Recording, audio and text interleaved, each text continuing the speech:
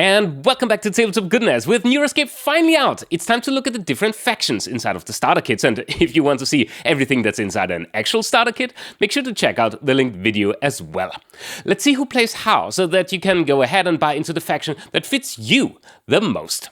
Well, there are a total of 6 different starter kit factions, and they can be mainly split into 2 groups.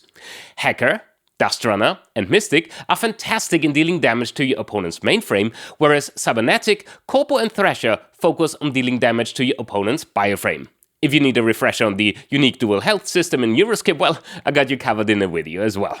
So, let's start with the Hacker. The Firestarter has very powerful synergy effects that lets you deal damage to a target's mainframe. And the higher the synergy, the more damage you can deal. The Coder is the perfect character to gain access to your programs fast, as it lets you draw 3 cards and take 1 program onto your hand. The Admin, on the other hand, helps you build your RAM bank faster. Your 2 main characters, Hex and Nova, let you search for cards and deal massive amounts of mainframe damage in turn, but your main power lies in programs. Overload and Power Spike lash out even more damage, and that at swift speed. The Dustrunner gives you access to cards in your deck fast. The better the synergy, the more card draw triggers you will activate, and Ashara, your main character, leans heavily into that energy, even helping you activate Dustrunner environments more than once per turn, and this does pay off, with the Amrita healing you and the Pulse dealing both kinds of damage to your opponent on every attack. And you do have access to a lot of characters like Scavengers that help you manage RAM, and the Dust Devil Vultures that can return enemy characters to their controller's hand. Man, that's evil. The Mystic has a big focus on playing tarot cards and has powerful synergy effects with Radiant in store, even allowing to use the reversed ability of tarot cards. Your 2 main characters, Lilith and Luna, can either heal you or deal damage that scales with the amount of tarot cards played.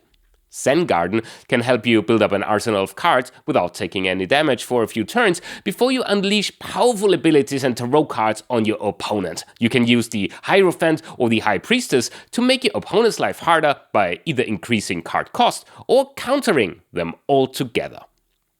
The Cybernetic has a big focus on installing cyberware, and Synthetics has the perfect synergy effect for that. A lot of your characters have special abilities, allowing them to deal more damage than advertised, like the Blackout Boys, for example, or the Iron Maiden, with her ability to deal damage to a second character as well.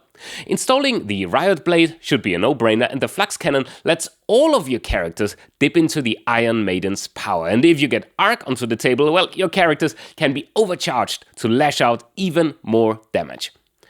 The Corpo, on the other hand, lets others do the dirty work for him. The HCC Luxurian will make sure that you got all the RAM you need to play dirty. Send out the Executive to install even more RAM, and the ACPD drones to detain your opponent's characters.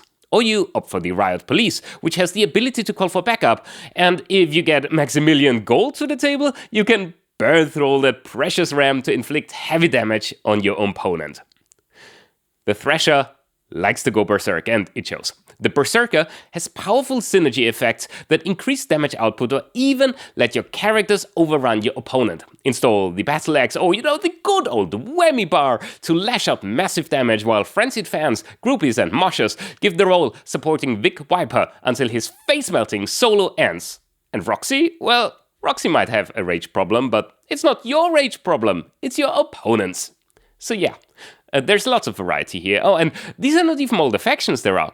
There are dual factions and some special ones like Nanobot or Wonderland, but these are slightly more advanced and might be for another video. So, with all the knowledge gained, which faction will you choose? Let me please know in the comments down below, and until then, see you next time on Tabletop Goodness.